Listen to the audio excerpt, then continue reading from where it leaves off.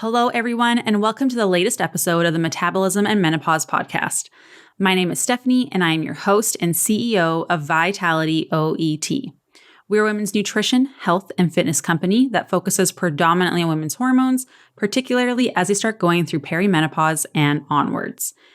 We know that you start going through so many changes in this time of your life, whether you start experiencing hot flashes and night sweats, irritability and brain fog, or weight gain around the middle that seems to have come out of absolutely nowhere.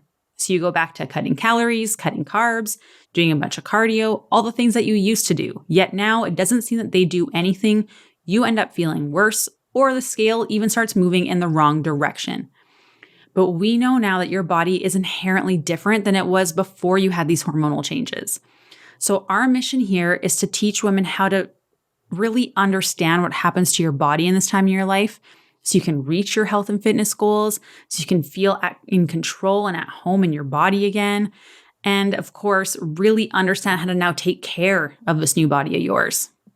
So today, what I want to talk about is how to adapt your training and nutrition around injuries or sickness. And there are two reasons for this. One, I just got over being sick not that long ago. It's cold and flu season, so this is something that needs to be talked about so you can stay on track and not feel like you're moving backwards.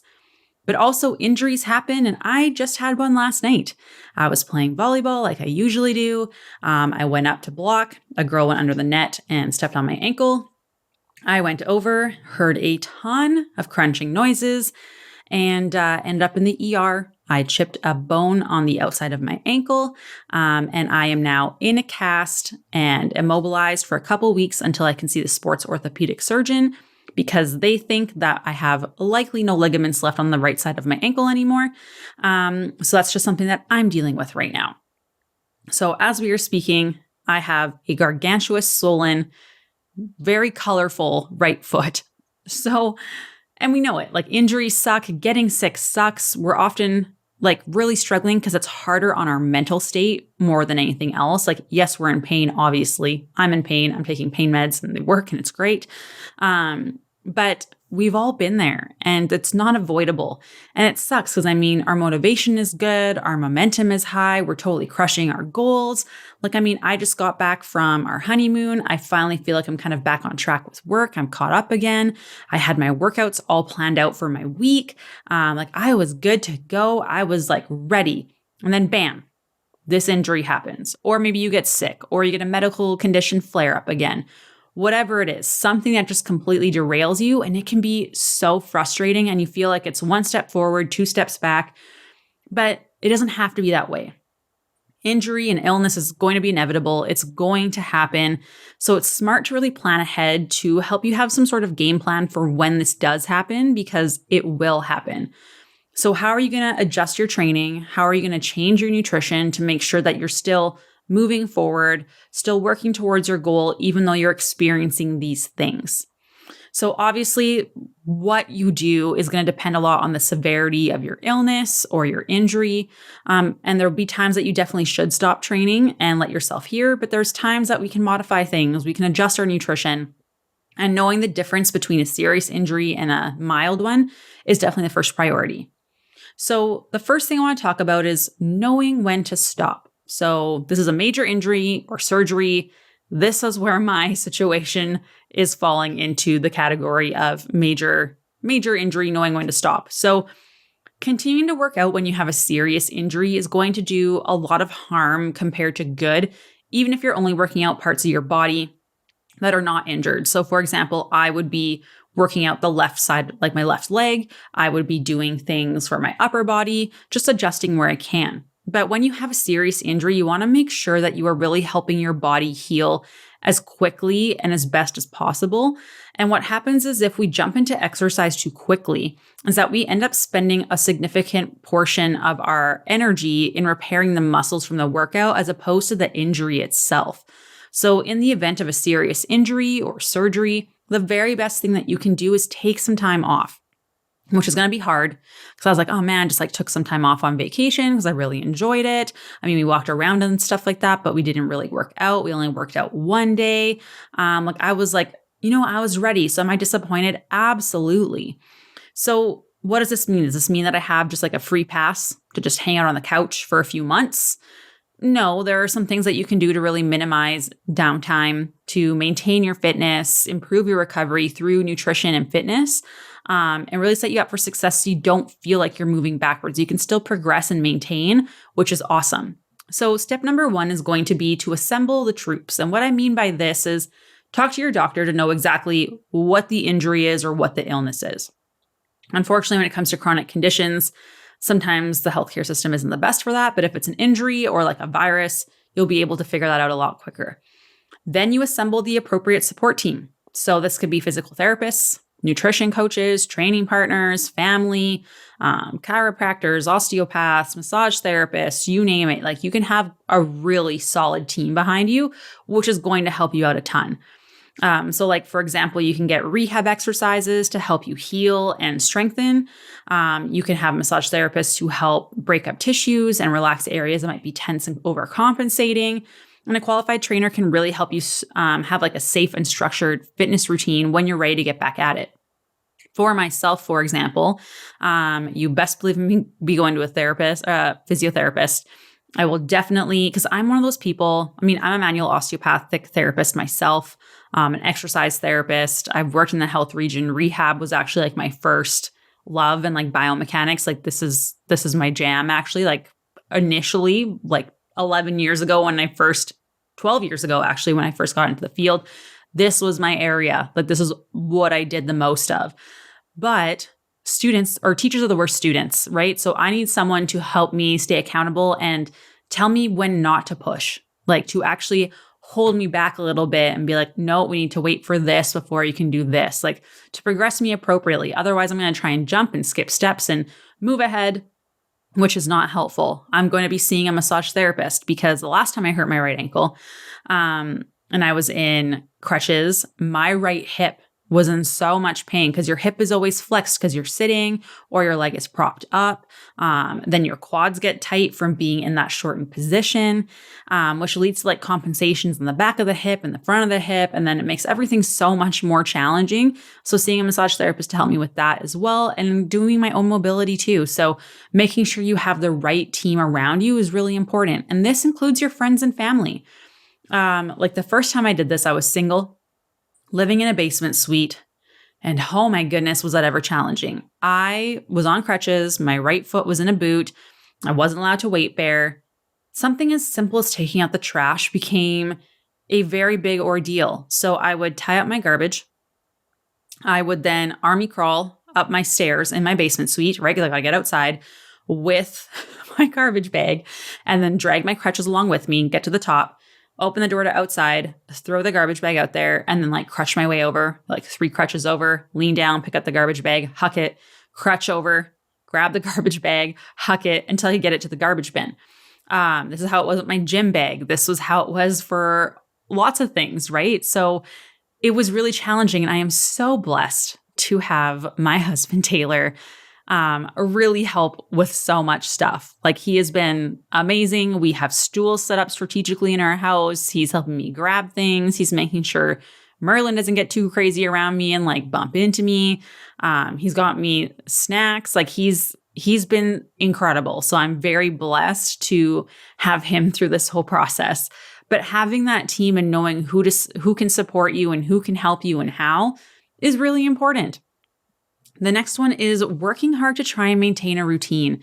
As much as possible, trying to maintain a normal routine. If you typically work out like 4 days per week, replacing that time with something equally as good for your health in that same time slot. So the days that I was planning and the times in my calendar that I have that I was going to work out, some of those are going to be doing some self-care stuff, maybe some mobility and stretching or foam rolling.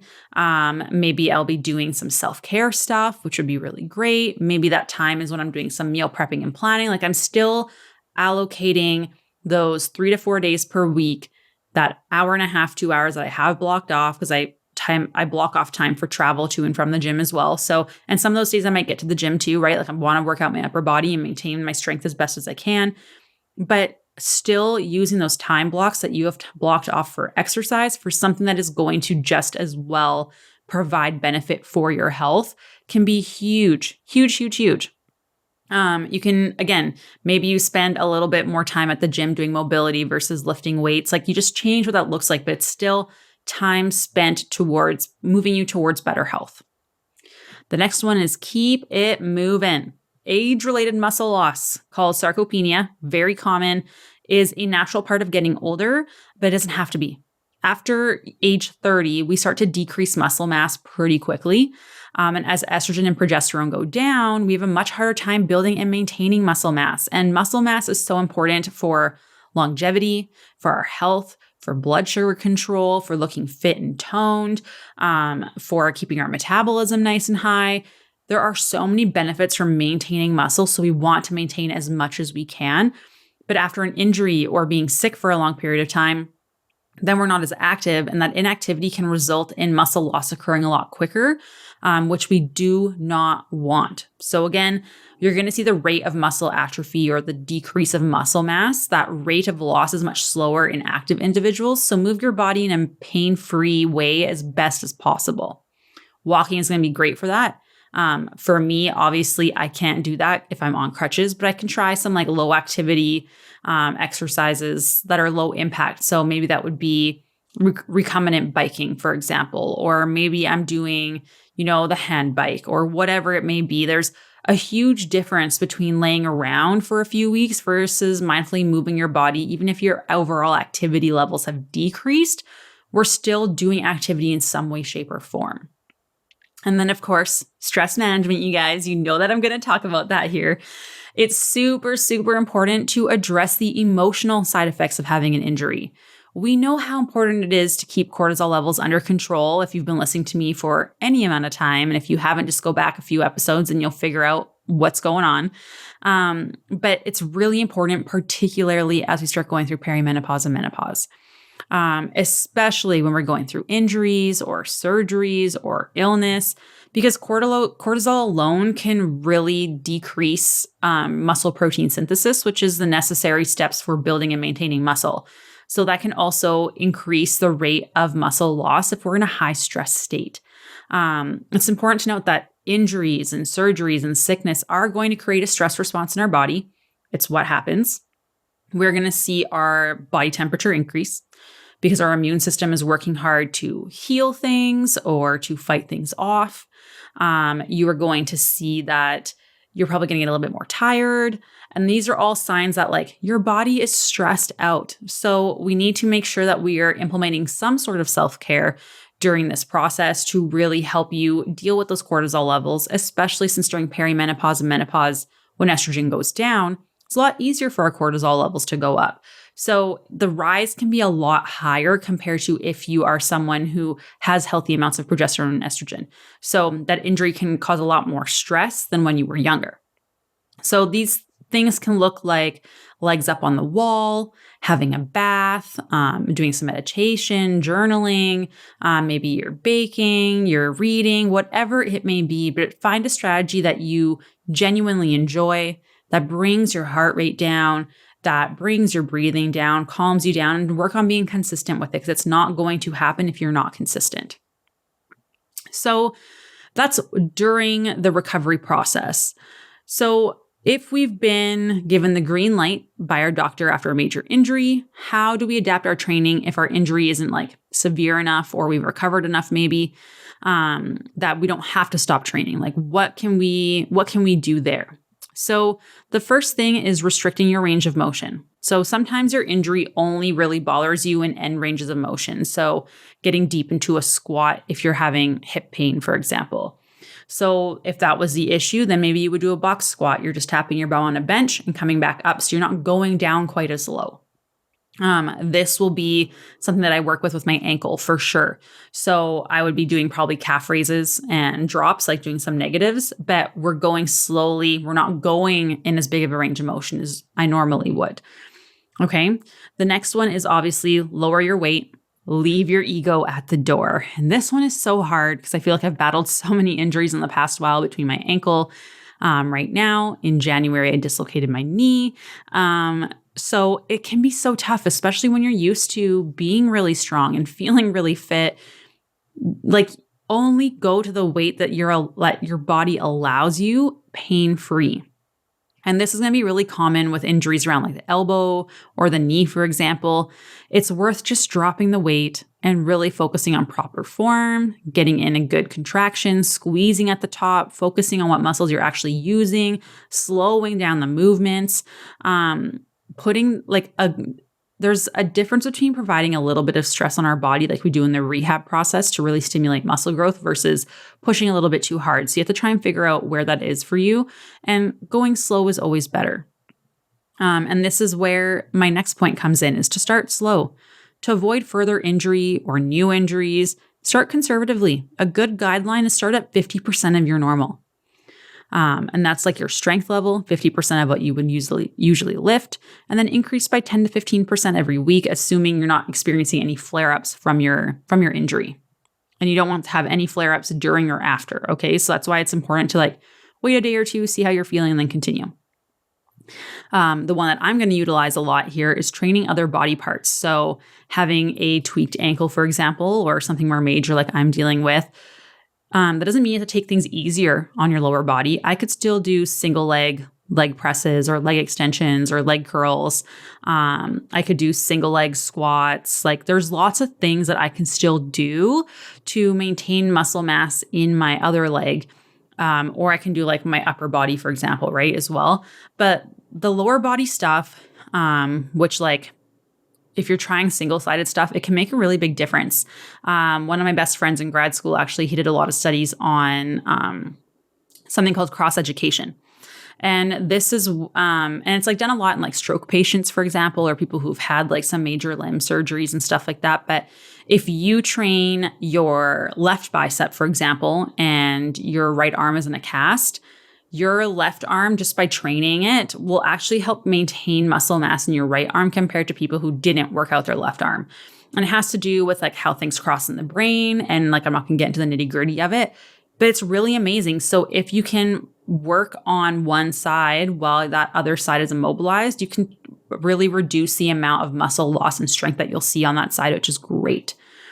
And then once you have the clear that you can exercise your right side. So for example, once my right side is out of a cast and surgery, post-surgery, if that's something I end up needing, what I'll end up doing is I will do, let's say I'm doing lunges with my right leg forward.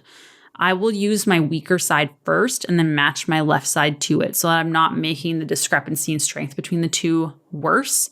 So while it's casted, work out my left side. Once I'm able to move on my right side and I get the clear, I'm matching my left side to my right. So I'm using my weaker side first. And this is something that you should always do. We all have a side that's a little bit weaker or a little bit stronger or not as mobile. Always start with that weaker side or more challenging side first, and then you match your quote unquote good side to it. So that way you're not making a bigger imbalance, which can lead to a lot of issues down the road, like chronic pain, for example, because we don't realize how big our body, how intimately related everything is to it.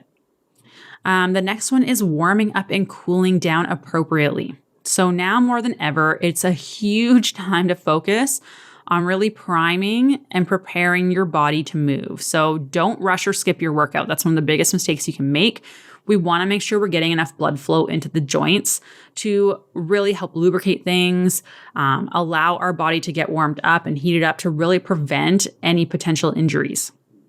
Often the muscles surrounding an injury end up getting really overworked and overlooked. So spend quality time focusing on releasing those areas. So for example, I already know that with my right ankle, I am going to have to work a lot on my right quad because it is compensating like crazy.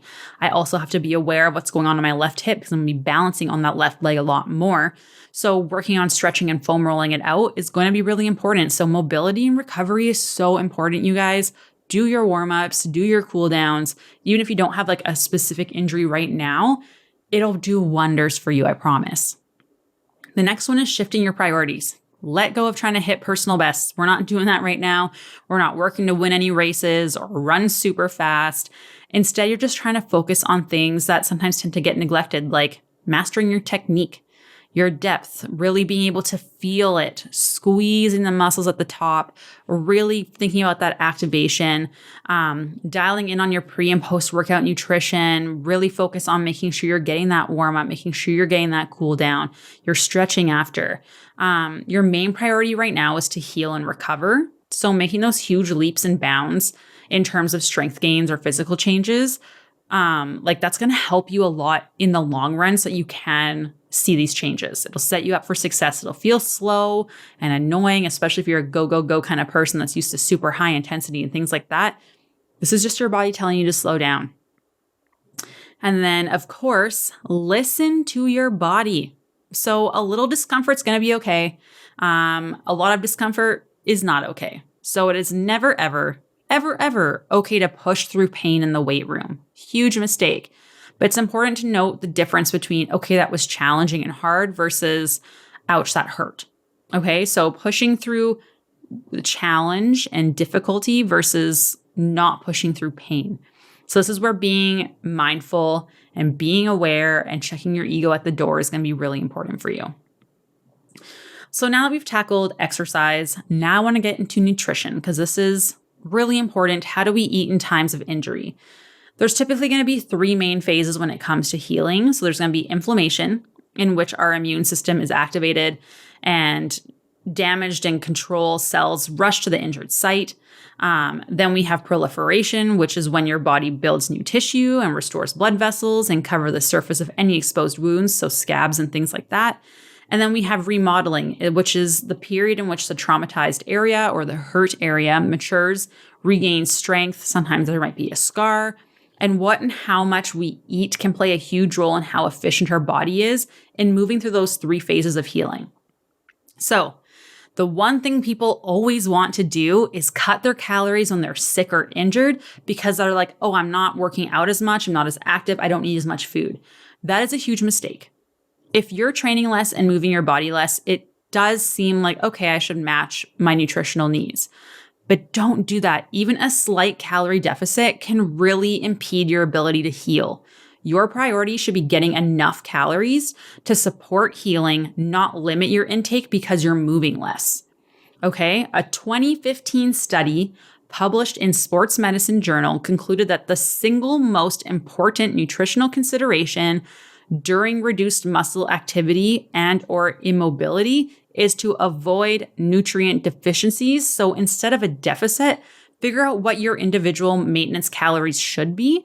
And we can help you. Message me. I will help you determine that. I tell you literally every podcast, you guys, if you need to figure out how many calories you should be eating, message me and I will do that for you. And then I will help you figure out how to get there and then stick to that maintenance level. You should not be in a deficit when you are sick or healing. You should not be in a calorie deficit when you are sick or healing, okay? It will slow down your ability to heal, delaying you being able to feel good again, get back to your normal routine, get back in the gym, which is going to then deter you, okay? You're going to move backwards. We don't want that, so don't eat in a calorie deficit. I hope that makes sense. The second one is protein. Of the 3 macronutrients, carbs, fat, and protein, research best supports the role of protein during injury recovery.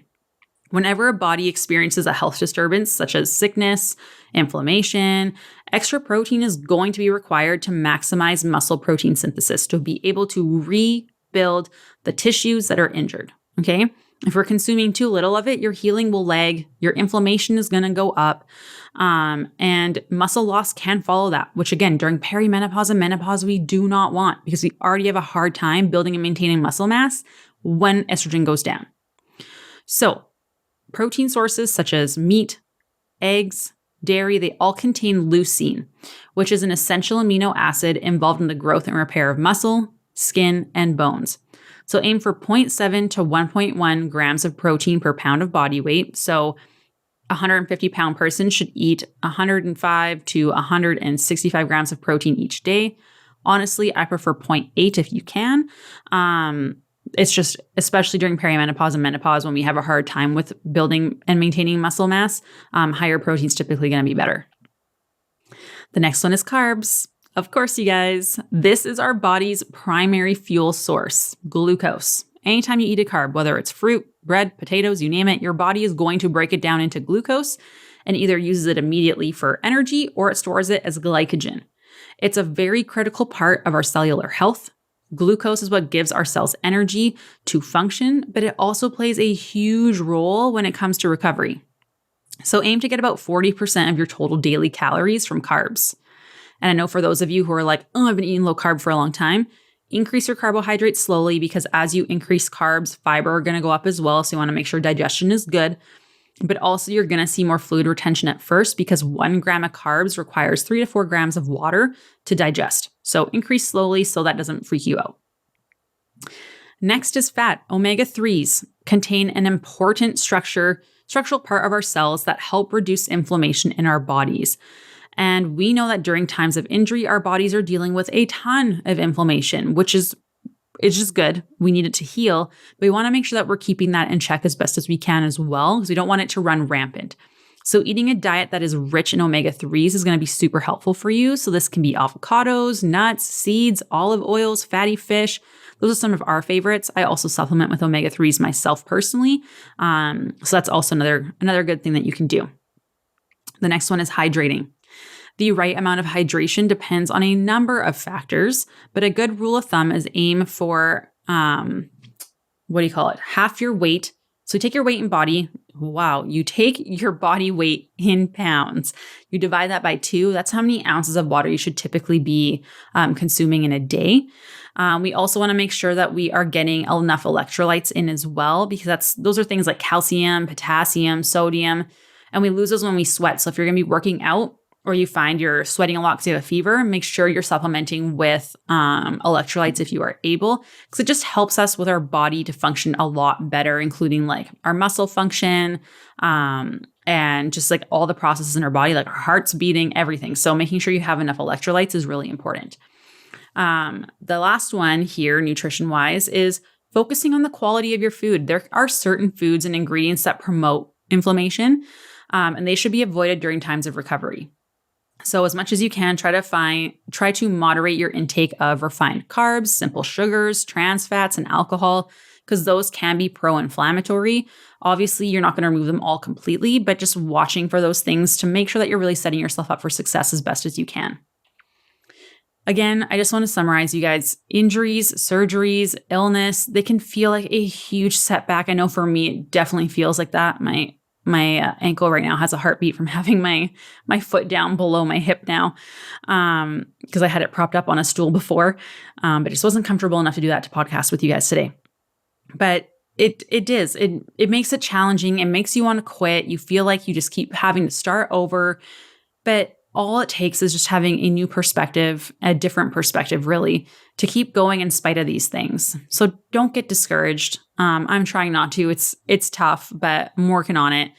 Muscle memory describes when our muscle fibers regain size and strength faster than it took to initially build them after you've had a period of inactivity. So it's not like you're going to lose everything super, super quickly, especially if you do the tips that I talked about in this podcast. But it's important to note that you do bounce back quicker. Like if you were fit and active before, you will bounce back and get it back a lot quicker than someone who was inactive. So that's also part of the reason that you guys should all get active, lift weights if you're able, get that movement in, because it will serve you to bounce back a lot quicker and lose less muscle mass during the process. So again, just give yourself some grace. Don't get discouraged. All the hard work you put in up until this point is not gone to waste. It's still going to be beneficial because you did that work, you will bounce back a lot quicker. Okay. And then focus on the positive, focus on what you can do rather than what you can't do. For example, try to hone in on your meal prepping skills if you can't go to the gym as much. Focusing on the negative may push you into that all or nothing kind of spiral. Coach Amy and I did a wonderful podcast on this early on when we first started.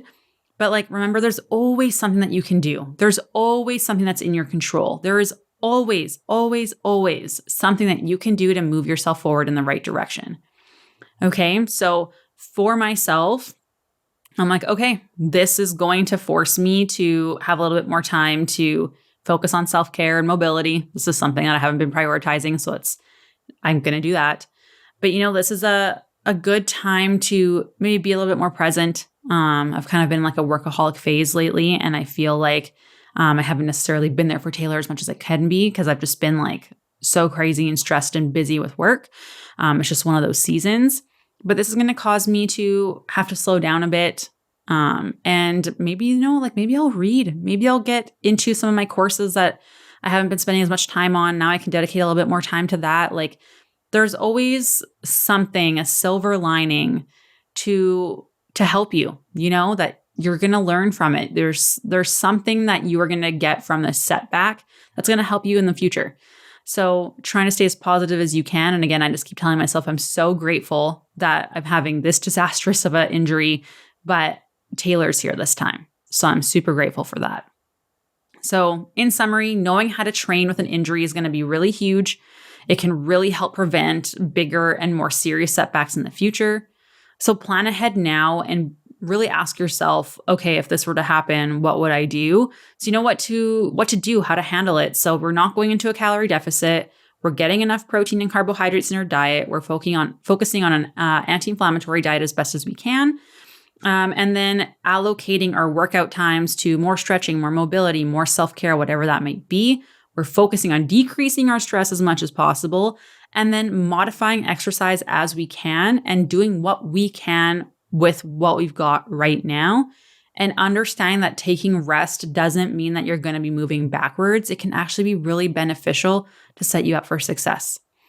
If you have questions on an injury that you have or a setback that you're experiencing or how to calculate those maintenance calories, just message me or book a free consultation call with the link in the show notes. Again, I always do this for free, no strings attached. I will always, always, always help you. I want to make sure that you leave feeling confident, knowing that you have a plan, that you're not hopeless, and you feel good knowing it's doable. That is my goal always. So reach out. I'm always happy to chat. It's always super fun. I'll talk to you soon. Bye.